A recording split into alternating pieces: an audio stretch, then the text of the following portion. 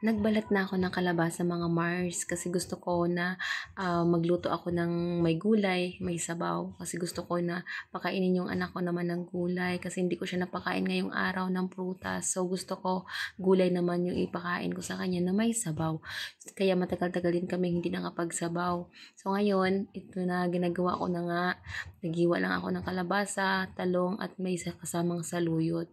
Gusto ko naman sana na lagyan pa yun ng ampalaya para naman meron pang panlalasa na mapait. Kaso pag mapait na, hindi nakakain yung anak ko. So kaya ganyan na lang yan. Medyo matigas nga yung kalabasa kaya ganyan yung pagkahiwa ko. So nahihirapan ako kasi maliit lang din yung kutsilyo na gamit ko. Pero okay na kahit paano napagtyagaan ko na rin. Kasi kung malaking kutsilyo gamitin ko, nahihirapan din ako. Ayan na, tapos na rin. So ay susunod ko naman dyan yung talong. Kasi yung talong ko, dalawa lang. Yung talong ko nga, meron pang sira kahit konti lang sana, at least walang sira. Kaso ayan, may uod pa yata. Ayan, pinaghiwa ko na lang siya ng maliliit para naman masarap naman siya tignan at masarap kainin. Kasi kung sobrang lalaking hiwa, parang napaka harsh naman. Joke. Ayun, alam naman natin yan, lahat naman na siguro ng nanay gusto na pag kumain ng mga anak natin, may kasamang sabaw talaga ang pagkain nila para naman hindi sa mahirapan sa paglunok yung ating mga babies, ang ating mga anak, ang ating mga junakis, ang ating mga kiddos. So, ayan, ginagawan ko ng paraan para naman mayroong sustansya yung pagkain niya kasi ayoko naman na lagi na lang siya instant na mga pagkain. Ayoko naman ng ganun mga Mars. Ang gusto ko talaga masustansya, lalo na sa mga katulad ng tanghalian, umagahan, gabi. So, pag gabi naman, sabaw na lang yung pinapakain ko kasi may kasamang kanin. So, para hindi naman siya mahirapan sa pagpupo niya kasi medyo nahirapan yung anak ko sa pagpupo kaya yung mga gulay-gulay yung pinapakain ko. Sabi kasi ng doktor, yung ipakain ko sa kanya mga green leaves. So, ayan, pinapakain ko na nga siya ng mga green leaves para naman at least hindi siya mahirapan sa pagpupo kasi hirap siya sa pagpupo eh. Kaya gulay-gulay, sinitsagaan ko talaga siya na pagluto ng mga gulay-gulay kasi yun din naman ang gusto ko, gulay. So, may problema ko ngayon ito mga Mars, yung aking isda na bangus. Binili ko ito sa palengke nung isang araw. Kaya lang, nung nakita ko, may kaliskis pala. So, ang ginawa ko, kaliskisan ko na naman siya bago ilagay. Ayun nga, nagkaliskis ako bago ko siya nilagay dyan sa kaldero. At yun, pinagsama-sama ko nang ilagay yung mga gulay para at least sabay-sabay siyang maluto. Walang mga overcook, walang kung ano paman. Pero yung alam ko talaga yung talong, mabilis lang talaga yan maluto. Kasi nga, malambot lang siya compared dun sa saluyot at kalabasa. Alam niyo naman ng mga Mars na ang kalabasa medyo matigas, kaya yan, sinasabay-sabay ko na talaga sa paglagay para naman sabay-sabay din sila maluto. Ayan, pagkatapos ko na ilagay ang gulay, sinunod ko naman yung mga hugasin ko para naman hindi tambak yung hugasin ko pagkatapos namin kumain. Hinugasan ko na yung mga ginamit ko kanina sa nagsimula ako maggulay. Ayan na, medyo malapit na rin ako matapos pero sinisilip-silip ko yan ang anak ko kasi baka naman lumabas na siya ng kwarto na hindi ko na malayan kasi tumatalon na lang yung sa may pinto. Ayan, pagkatapos niyan, kakain na rin kami ng anak ko kasi gutom na rin talaga. Hindi ko na mapigilan ang gutom. Nanginginig na ako. Sobrang gutom. Ayan, luto na. Kakain na kami. Wow, masarap na talaga. Yummy. Kakain na tayo mga Mars. Meron pa ako kagabi na natira. Tapos, ngayon itong ulam ko. Yung niluto ko kanina.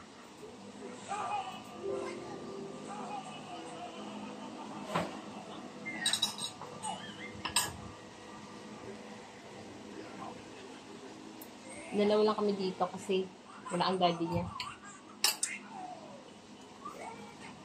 Napinuntahan.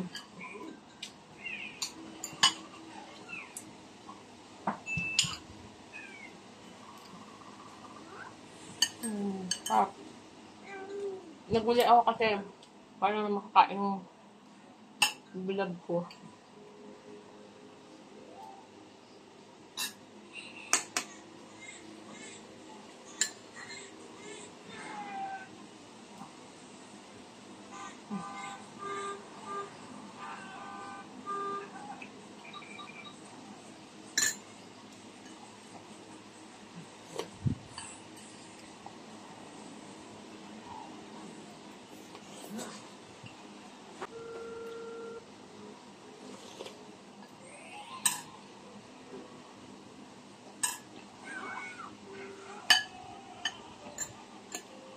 Sarap.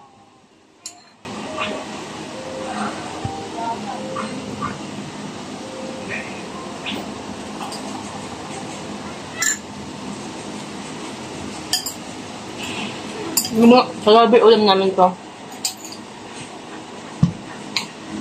Pero syempre kasi tatlo lang naman kami dito. Kaya nakakatipid kami. Ang ulam namin sa ano, kung pwede pa, nilalagay ko lang sa ref.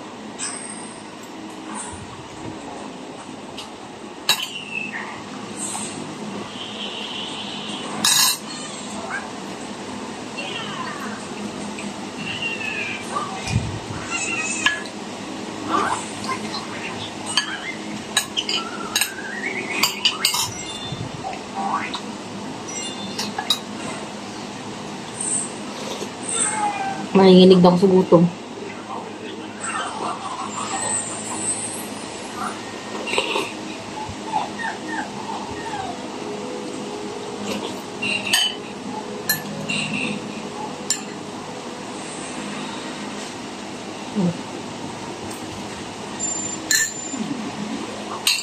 Silay.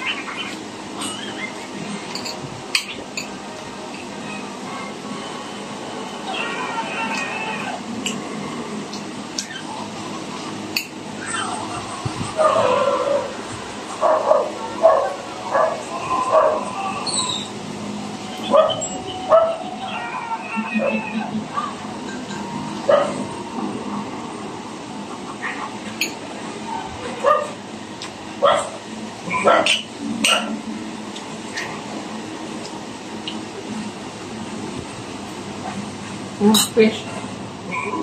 Ang kain niya ng anak ko ng fish. Favorite niya yan. Ay, hindi yan siya mapili sa pagkain.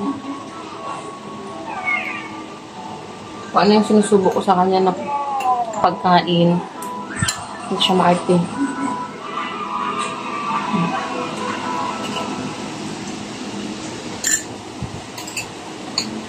Kumakain siya ng mga kulay-kulay. Basta.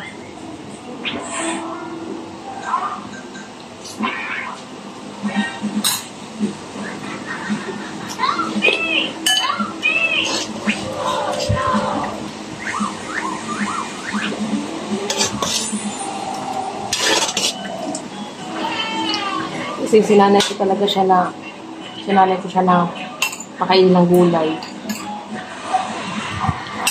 Yung bata pa. Wala nang bata pa. Yung baby pa pala.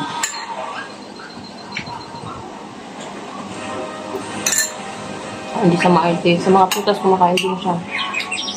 Hindi siya maarte.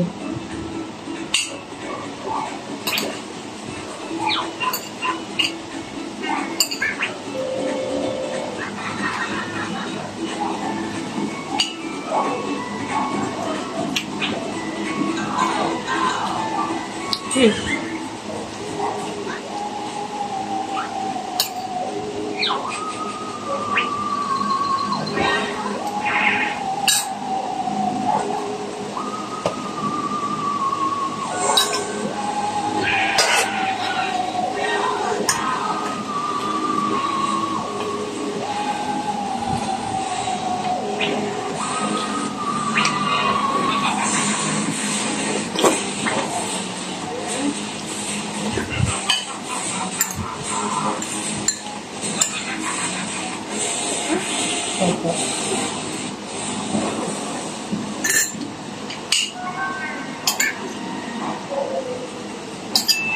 Mamayang hapon pa mamayang gabi pa darating yung daddy niya.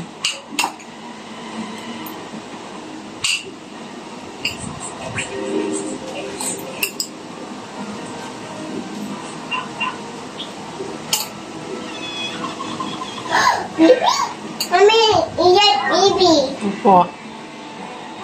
Mama, si do busy. Kaya. Go Sige guys, bye-bye. Salamat sa panood sa video ko. Sana mag-report ako yung mga video ko.